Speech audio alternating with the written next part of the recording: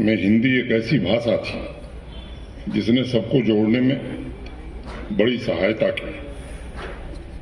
संविधान सभा में जब हिंदी को 14 सितंबर 1949 में प्रस्ताव आया और पारित किया गया तो सभी सदस्यों का मत था कि हमारे देश ने भाषा के स्वराज की दिशा में महत्वपूर्ण कदम उठाया है और अगर देवनागरी के अंकों को छोड़ दें तो हर विषय में इस बात से सभी सदस्य सहमत थे कि बहुभाषी देश भारत की हिंदी एकमात्र भाषा है जो देश की जनता को एक सूत्र में पिरो सकती है। न्यायमूर्ति गोयल साहब यहाँ बैठे हैं। संविधान सभा की बहस के दौरान मद्रास की एक सदस्य थी श्रीमती जी दुर्गाबाई।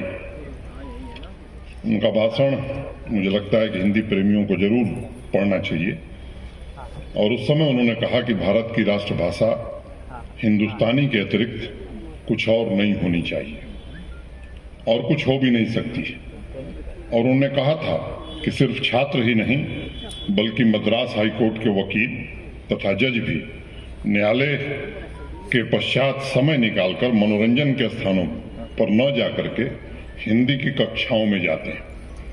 ये हिंदी के प्रति जो सर्वोत्तम प्रेम उस समय मद्रास हाईकोर्ट के लोगों ने दिखाया, मुझे लगता है कि हम सबको प्रेरणा देता है।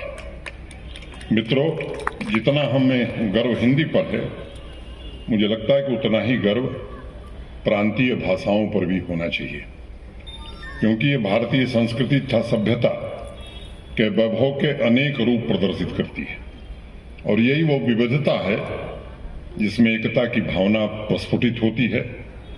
और हिंदी को सशक्त बनाने का इसने अनवरत प्रयत्न किया है। सिर्फ जी दुर्गाबाई नहीं, आप सब नाम सुने होंगे तमिल के प्रख्यात कवि श्री सुब्रमण्यम भारती। अभी कुछ दिन पहले ही उनका जन्म जयंती दिन था। नेताजी सुभाष चंद्र बोस, केशव सेन, सबने साहित्य के अलावा विभिन्न क्षेत्रों में हिंदी के प्रचार प्रसार के लिए महत्वपूर्ण योगदान दिया है। सुभाष बाबू ने हिंदी और राष्ट्रीय एकता के महत्व को समझाते हुए एक बात कही थी जिसे मैं उद्धृत करना चाहूंगा। प्रांतीय ईर्ष्या द्वेष दूर करने में जितनी सहायता हिंदी प्रसार से मिलेगी उतनी दूसरी किसी चीज से नहीं मिलेगी। जैसा मैंने जिक्र किया सुब्रमण्यम भारती जी का, आज से एक सप्ताह पहले 11 दिसंबर को महाकवि सुब्रमण्यम भारती की जन्म जयंती थी। तमिलनाडु के तिरुनेलवेली जिले में जन्मे सुब्रमण्यम भारती मातृभाषा में शिक्षण के समर्थक थे, लेकिन उन्होंने एक बात कही थी, तमिलों को अवश्य हिंदी सीखनी चाहिए। हालांकि तमिल हमारी मातृभाषा है और ये हमारे लिए महत्वपूर्ण है, पर मैं सबको ये सलाह देता हूं कि प्रत्येक व्यक्ति को हिंदी सीखनी चाहिए, क्योंकि संपूर्ण राष्ट्र के लिए हमें एक सामान्य भाषा की आवश्यकता है। न्यायमूर्ति स्वर्गीय श्री प्रेम शंकर गुप्त ने अपने कार्यकाल के दौरान, जैसा मुझे बताया गया, 5000 से ज्यादा निर्णय हिंदी भाषा में उन्होंने लिखे। मैं समझता हूं हिंदी भाषा के लिए उनका योगदान अमिट है।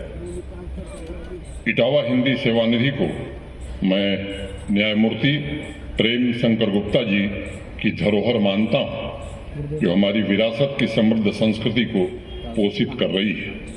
आप लोग आचार्य विष्णुकांत शास्त्री व्याख्यानमाला भी आयोजित करते हैं। मैं उनकी पुण्य स्मृति को भी प्रणाम करता हूं। शास्त्री जी को ईशावास्य उपनिषद बहुत ही प्रिय था और वो बार बार अनेकों सभाओं में इस बात का जिक्र किया करते थे। ईशावास्य उपनिषद का एक श्लोक है, अग्ने न सुपथा राय अस्मान विश्वानि देव वयोनानि विद्वान। हे अग्नि, हमें कर्म फल के लिए सन्मार्ग पर ले चल। शास्त्री जी को जिन्होंने सुना होगा, मैं समझता हूं कि अनेकों बार उन्होंने इसका वाचन किया है। मित्रों, आध्यात्म में अग्नि हमारी चेतना के ऊर्ध्वगमन का प्रतीक है और हमारे धर्मशास्त्र बड़ी जिम्मेदारी से बात कहते हैं कि जिस प्रकार इंसान के ऊपर की यात्रा प्रारंभ होती है वैसे ही उसकी अंदर की यात्रा भी शुरू हो जाती है। और अग्नि प्रतीक क्यों है ये समझना बड़ा आवश्यक है। अग्नि का स्वभाव है वह जो कुछ भी अशुद्ध है उसे जला देती है और जो भी शुद्ध है उसे बचा लेती है। भाषा का भी वही स्वभाव होता है, जो अशुद्ध है उसे समाप्त करना और जो शुद्ध है उसे संचित करना। मैं समझता हूँ कि भाषा का भी यही स्वभाव होता है। जो कुछ मीठा है, सरल है, वो भाषा में तप कर निखर जाता है और जो अशुद्ध है वो निश्चित रूप से विलीन हो जाता है। चाहे भीष्म हो, पुरुरवा हो, परशुराम हो या संपाति हो, अगर दिनकर की कविता आपने पढ़ी है तो मुझे लगता है कि निश्चित रूप से इन महान पुरुषों की पहले भी साहित्य में चर्चा हुई होगी, लेकिन दिनकर ने जिन शब्दों में इनको जन जन तक पहुंचाया, मुझे लगता है कि आज भी अगर उसका पाठ कोई करता है कि रे रोक युधिष्ठिर को ने यहाँ जाने दे उनको स्वर्गधीर, पर फिरा हमें गांडीव गदा लौटा दे अर्जुन भीमवीर। ये दिनकर की सर्जनशीलता और महापुरुषों की स्मृतियाँ उनके शब्दों में अग्नि के मानिंद है। हमारे इलाके में, हमारे जनपद के बगल में मऊ एक जनपद है, वहाँ एक वीर रस के कवि थे श्याम नारायण पांडे जी। मैं समझता हूँ कि हल्दी घाटी जिसने पढ़ी है वो राणा प्रताप की उस बेटी का वो शब्द मुझे लगता है कि आज भी लोगों को उद्वेलित करता है कि हाँ छही न जाती मुझे अब आज भूख की ज्वाला, कल से ही प्यास लगी थी हो रहा हृदय मतवाला। अंत में राणा प्रताप जी को जो सुनने के बाद जो कहते हैं, नहीं वो राणा प्रताप जी को दुखी देख करके बच्ची कहती है, एक छोटी सी पैनी सी तलवार मुझे भी दे दे, दुश्मन को मार भगाऊं, क्षण मुझको रण करने दे। और अंत में कन्या की बातें सुनकर रो पड़ी अचानक रानी, राणा के आंखों से भी अविरल बहता था पानी।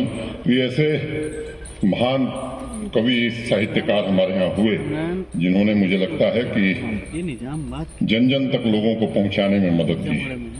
एक एक शब्द हृदय स्पर्शी हैं, उसमें संवेदना अत्यंत सूक्ष्म, ये कोई भी महसूस कर सकता है। मुझे नहीं लगता है कि महापुरुषों के जीवन की हर एक छोटी मोटी खूबियों को पकड़कर संपूर्ण मौलिकता के साथ दिनकर जैसे महान कवियों के अलावा बेहतरीन और सुगंधित भाषा में महानायकों के जीवन को उकेरा जा सकता है। साहित्य में कई बार सवाल उठा है कि भूले बिसरे नायकों को किसने जिंदा किया। कर्ण को जनमानस में जीवित करने का श्रेय किसे जाता है। मुझे लगता है कि इसमें भी संदेह नहीं होना चाहिए कि जिस भांत रश्मिरथी में दिनकर ने कर्ण के प्रताप को उकेरा, व्यक्तिगत रूप से मुझे कोई दूसरा नहीं दिखा। और अगर आप को ध्यान होगा, जाति जाति रटते जिनकी पूंजी केवल पाखंड, मैं क्या जानूं जाति जाति है मेरे भुजदंड। और देवराज के सहारे कर्ण की आत्मा का सार तत्व बताते हुए दिनकर जी आगे लिखते हैं, तू दानी मैं कुटिल प्रवंचक, तू पवित्र मैं पापी, तू देकर भी सुखी और मैं लेकर भी परितापी। तू पहुंचा है जहां कर्ण देवत्व न जा सकता है, इस महान पद को कोई मानव ही पा सकता है। कहा कर्ण ने धन्य हुआ मैं आज सभी कुछ देकर, देवराज अब क्या होगा वरदान नया कुछ लेकर। बस आशीष दीजिए धर्म में मेरा भाव अचल हो, वही छत्र हो, वही मुकुट हो, वही कवच कुंडल हो। इसमें हिंदी की ओजस्वी वाणी और दिनकर के पद चिन्हों की छाप है। और किसी प्रकार का तर्क नहीं कर रहे हैं। दिनकर के शब्दों का कागज पर होना ही अपने आप में प्रमाण है। मैं मानता हूं कि उनके गीतों की अभिव्यक्ति ही स्वर्ण सूत्र है। इस अवसर पर मेरा आप सबसे निवेदन होगा कि एक भाषा के साहित्य को दूसरी भाषा में अनुवाद कराने का काम, इसको गति प्रदान करने की आवश्यकता मुझे लगता है महसूस हो रही है। अशोक चक्रधर जी मेरी बात से सहमत होंगे। मैं मानता हूं कि अनुवाद एक पुल का काम कर सकता है जो दो भिन्न भिन्न भाषाओं के साथ भावनाओं और विचारों को भी जोड़ सकता है। रश्मिरथी का तमिल में अनुवाद हो, दो हृदय दो भावों को भी जोड़ेगा, ऐसा मुझे लगता है। मुझे जानकर ये प्रसन्नता हुई कि इस मंच पर श्रद्धेय अटल बिहारी वाजपेयी जी का भी आगमन हुआ था। मित्रों, अटल जी कहा करते थे कि सारे देश ने हिंदी के पक्ष में अपनी आवाज उठाई थी, क्योंकि उस समय भाषा का प्रश्न नौकरियों से जुड़ा हुआ नहीं था, बल्कि भाषा का प्रश्न राष्ट्र की पहचान से जुड़ा हुआ था, अस्मिता से जुड़ा हुआ था, राष्ट्रीयता के साथ संलग्न था। और इसलिए सबकी सहमति से, सबके सहयोग से हिंदी आगे बढ़ी है। अटल जी का मानना था कि अन्य भाषाओं का हम अध्ययन करें, उनसे ज्ञान प्राप्त करें, लेकिन अनुसंधान के लिए, खोज के लिए और वर्तमान को अतीत से तथा वर्तमान को भविष्य से जोड़ने के लिए हम अपनी अपनी भाषाओं का उतनी ही शिद्दत से विकास करें। आप स्वयं देखिए, जैसे जैसे हिंदी का विकास हुआ, जीवन के अलग अलग क्षेत्रों में, चाहे विज्ञान हो, विधि हो, मेडिकल साइंस हो, सब में हिंदी ने अपना एक विशिष्ट स्थान बनाया है। और अब तो न्यायपालिका में भी हिंदी का स्थान जिस तरह बढ़ा है, निश्चित रूप से स्तुत्य है। मैं ये नहीं कह सकता कि इसका प्रभुत्व स्थापित हो गया है, क्योंकि हमारे संविधान निर्माताओं ने बड़े स्पष्ट शब्दों में एक बात कही थी कि राजभाषा का मतलब अधिकार स्थापित करना नहीं है, बल्कि अन्य भाषाओं के साथ सहजता से सभी मनुष्यों को आपस में जोड़ना है। और इस बात का मुझे लगता है कि बारीकी से हमें ध्यान रखना चाहिए। इसलिए मैं हिंदी के साथ साथ सभी भारतीय भाषाओं का भी अभिनंदन करता हूं, जिन्होंने हमें आपस में जोड़ करके एक मजबूत राष्ट्र बनाने में मदद की। 2011 की जनगणना के मुताबिक हिंदुस्तान में 43% लोग हिंदी बोलते हैं, 8.03% लोग बंगाली बोलते हैं, तीसरे स्थान पर मराठी है 6.86%, तेलुगु बोलने वालों की संख्या 6.7% है और 5.7% लोग तमिल बोलते हैं। इसी तरह उर्दू, गुजराती, कन्नड़ बोलने वालों की भी संख्या काफ़ी अच्छी है। 2001 और 2011 की जनगणना के बीच तमिलनाडु में हिंदी बोलने वालों की संख्या काफ़ी बढ़ी है। वही तमिल, मलयालम, मराठी और बंगाली बोलने वालों की संख्या हिंदी भाषी क्षेत्रों में भी बढ़ रही है। हमारे जैसे लोग भी अब कश्मीरी सीखने का प्रयास कर रहे हैं। मित्रों, आदर्श समाज मिलता नहीं है, वो लेखकों, चिंतकों, बुद्धिजीवियों, नौजवानों, किसानों के योगदान से निर्मित होता है। और हम आदर्श जीवन की कला तभी सीख सकते हैं जब वीणा के सभी तार सहयोग के साथ बज उठे। एक छोटी कहानी आपने भी सुनी होगी, बचपन में मैंने सुनी थी। किसी घर में एक वीणा रखी हुई थी बहुत दिन से, एक कोने में वो साज की वस्तु बनकर के रह गई थी। घर के मालिकों को लगा कि ये अनावश्यक इसने जगह घेर रखा है, क्यों न इसे घर से बाहर कर दिया जाए। तो जब कूड़ा निकाला गया तो वीणा भी निकाल दी गई। और एक भिखारी उधर से गुजर रहा था, उसने उस वीणा को देखा, उठाया और उसके तारों को कस करके बजाने लगा। बजाते हुए बिल्कुल मंत्रमुग्ध हो गया वो। घर वालों ने जब इतना मधुर संगीत सुना तो उनको लगा कि ऐसा संगीत तो हमने सुना नहीं था। वे बाहर आए और आश्चर्य से भरे हुए थे। उन्होंने कहा कि कूड़ेदान में फेंकी हुई चीज ये इतना सस्वर मधुर ध्वनि गुंजित कर सकती है। वीणा के स्वर से इतना प्रभावित हुए कि सभी लोग भिखारी से कहे कि भाई ये वीणा तो हमारी है, हमको दे दो, तुम इसे वापस कर दो। भिखारी ने कहा, आपने तो इसे बाहर फेंक दिया था, ये घर में जगह घेर रही थी, तो जब तक बजाना नहीं आएगा तब तक ये उपद्रव का ही सामान रहेगा, आप लोगों के लिए ये ठीक नहीं है। ये कहता हुआ भिखारी वीणा लेकर चला गया। मित्रों, शब्द भी मैं समझता हूं कि वीणा के तार की तरह है और सब कुछ लेखक के बजाने पर निर्भर करता है। आज जिन साहित्य की विभूतियों को यहाँ सम्मानित किया गया है वो सभी शब्दों की वीणा बजाने वाले संगीतज्ञ हैं। अभी कुछ दिन पहले जम्मू में, कश्मीर में एक जगह है पटनीटॉप, वहाँ एक लिटरेरी फेस्टिवल था, मैं गया था। वहाँ अनेक विद्वानों से मिलने का अवसर मिला था।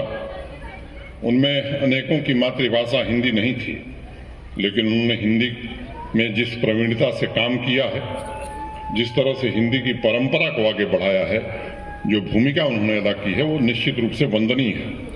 प्रदीप जी ने पत्र में मुझे लिखा था कि डॉक्टर पद्मा सचदेव जी को भी विशद वार्षिक अधिवेशन में सम्मानित किया जा चुका है। जम्मू के पास एक जगह है पुरमंडल, उसे छोटी काशी भी कहा जाता है, जहां पद्मा जी का जन्म हुआ था। उनकी मातृभाषा डोगरी थी, जो हमारे जम्मू कश्मीर की 5 आधिकारिक भाषाओं में से एक है। पद्मा जी ने जिस प्रकार हिंदी और डोगरी की सेवा की है, उसे मैं हिंदुस्तान की सबसे बड़ी ताकत मानता हूँ। गुरु रविंद्रनाथ टैगोर जी कहा करते थे कि हमारा देश एक महासागर की तरह है। उसी दृष्टिकोण से अगर देखा जाए तो देश की विभिन्न भाषाएं नदियां हैं, जो राष्ट्रभाषा हिंदी के महासागर में जब आकर मिलती हैं तो मुझे लगता है कि यह देश निश्चित रूप से आगे की तरफ बढ़ता है। आज हमारे पास 121 भाषाएं हैं जिन्हें मातृभाषा का गौरव हासिल है। उसमें से 22 ऐसी भाषाएं हैं जिन्हें हमारे संविधान की 8वीं अनुसूची में शामिल किया गया है, और कुल मिलाकर लगभग 96% लोग इन भाषाओं को बोलते हैं।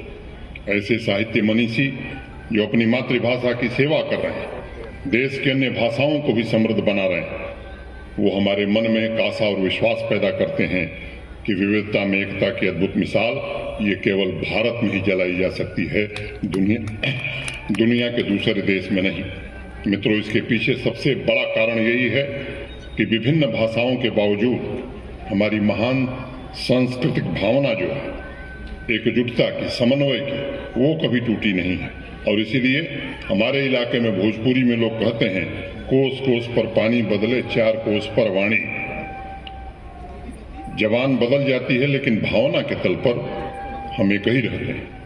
जनसंघ के संस्थापक डॉक्टर श्यामा प्रसाद मुखर्जी कहते थे कि हिंदी को इस योग्य बनाइए कि उसमें प्राकृतिक रूप से न केवल संस्कृत से किंतु उसकी भगनी रूपी अन्य भारतीय भाषाओं से भी शब्द आते रहे।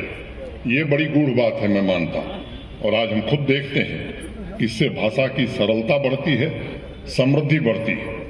आचार्य विष्णुकांत शास्त्री जी की पुण्य स्मृति से मुझे विष्णु पुराण की याद आती है, जिससे भावना के स्तर पर हमारी एकता की गहराई का पता चलता है, और वहीं से हम सीखते हैं कि उत्तरयत समुद्रस्य हिमाद्रस्य दक्षिणम वरस्तद भारतम नाम भारती यत्र सतति। संपूर्ण देश की विविधता का चित्र इसी में उभर कर आता है, जो इस बात की गवाही देता है कि भाषा की विभिन्नता के बावजूद हमारी चेतना सदैव एक रही है। आप सभी साहित्य के मनीषी हैं, पुजारी यहाँ इकट्ठे हैं। भक्ति काल के कवियों की लेखनी को ही ले लीजिए, आपको तमिलनाडु के आंडाल और मीराबाई के श्री कृष्ण की भक्ति में भावना एक ही नजर आएगी। भाषाएं अलग अलग हैं, लेकिन भावना की गहराई एक जैसी है। इसी प्रकार जम्मू कश्मीर, खासतौर से कश्मीर की सुप्रसिद्ध संत कवित्री लाल देद के कश्मीरी वक्फ में आपको हिंदी के भक्त काल कवियों के अंश जरूर मिलेंगे। रैदास कहते हैं, गुण सब तोर मोर सब अवगुण कृत उपगार न माना। यही भावना है, और वही भावना उड़िया भाषा के कवि बनमाली की भी है।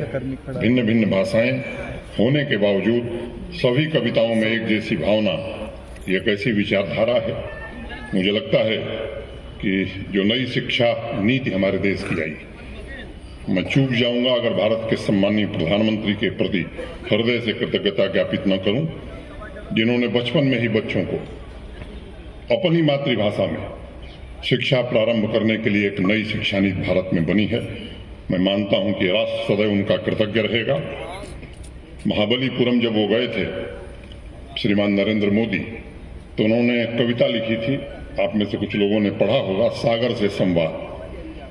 बाद में उसका अनुवाद तमिल में हुआ, और तमिलनाडु में लोगों ने जो उस पर टिप्पणी की, मैं आपसे आग्रह करूंगा कि जरा उसे एक बार पढ़िए, तब हमें समझ में आएगा कि भाषा की एकता का स्वरूप क्या होता है।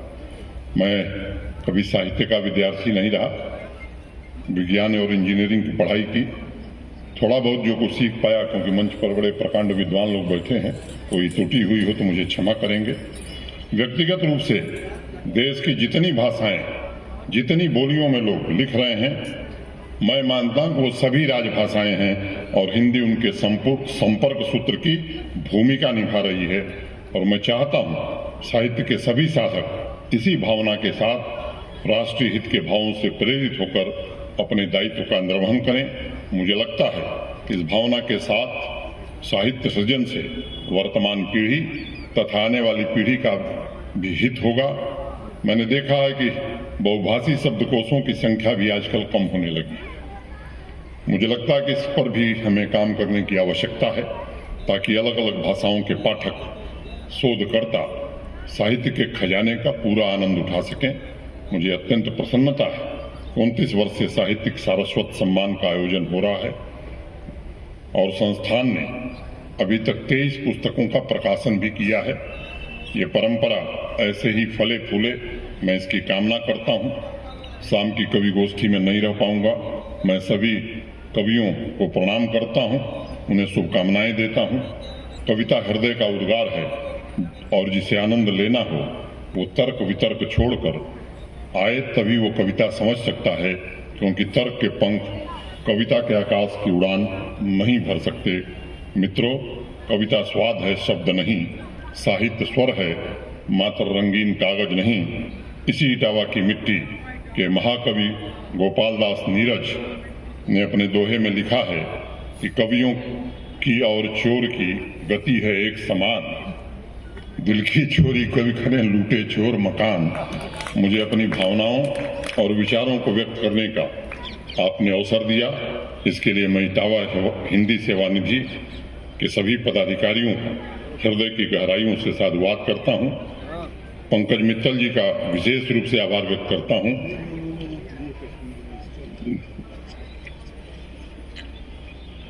जिनके कारण मैं उपस्थित हो सका। मुझे बताया गया कि आदरणीय केशरीनाथ त्रिपाठी शाम को आने वाले हैं, मैं उनसे मिल नहीं पाऊंगा। यहीं से उनको प्रणाम करता हूं, फिर आप सबको प्रणाम करते हुए अपनी बात पूरी करता हूं। धन्यवाद। जय भारत।